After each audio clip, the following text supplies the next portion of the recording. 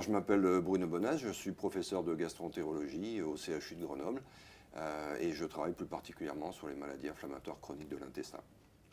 Le nerf vague, c'est le nerf le plus long de l'organisme qui part du cerveau au niveau du bulbe, du tronc cérébral et qui descend au niveau du cou. Il y en a deux, donc un droit et un gauche.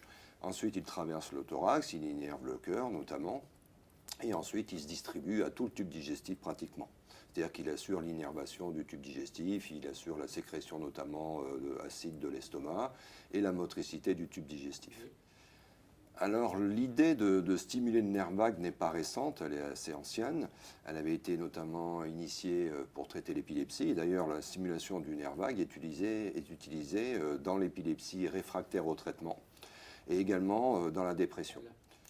Alors la stimulation vagale, actuellement celle qui est réalisée à Grenoble et également dans l'épilepsie, c'est une stimulation par voie neurochirurgicale. C'est-à-dire que c'est une petite intervention neurochirurgicale par un neurochirurgien qui va implanter l'électrode de stimulation autour du nerf vague gauche. Pourquoi le nerf vague gauche ? Parce que si on stimule le nerf vague droit, on peut avoir des troubles du rythme cardiaque. On peut avoir un ralentissement du rythme cardiaque.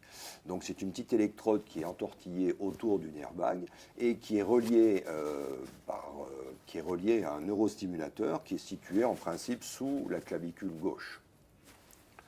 Et à partir de là, donc, on délivre des impulsions de façon discontinue, avec des périodes qu'on appelle on et des périodes qu'on appelle off, mais de façon continue, c'est-à-dire c'est on-off pendant tout le temps. Et on fait une neurostimulation, nous, à basse fréquence, qui est à 10 Hz, alors que dans l'épilepsie, c'est une neurostimulation à plus haute fréquence, à 30 Hz. Le principe, c'est d'aller stimuler les fibres qui vont vers la périphérie, ce qu'on appelle les fibres efférentes qui partent du cerveau et qui vont innerver le tube digestif, parce que dans le nerf vague, vous avez aussi des fibres qu'on appelle afférentes qui véhiculent les informations de la périphérie vers le cerveau. Dans l'épilepsie, on stimule les fibres qui vont vers le cerveau. Dans la neurostimulation vagale qu'on utilise, nous, pour les maladies inflammatoires, pour la maladie de Crohn, le but, c'est d'aller stimuler le nerf vague à son extrémité. Mais en fait, on a montré notamment chez l'animal qu'en fait, on stimulait dans les deux sens. Donc, ce n'est pas aussi simple de dire qu'on va stimuler que le cerveau ou que la périphérie.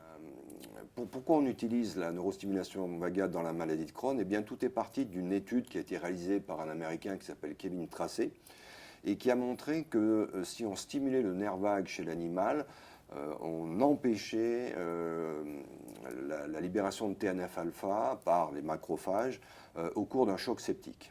Ça avait été publié dans Nature en 2000. Et je me rappelle qu'à l'époque, quand j'avais lu cette publication, je m'étais dit, mais c'est vraiment très intéressant. Le TNF, c'est la cytokine pro-inflammatoire clé dans les maladies inflammatoires. Pourquoi ne pas utiliser la neurostimulation vagale dans un premier temps chez l'animal, sur un modèle expérimental, et si c'est intéressant, chez l'homme.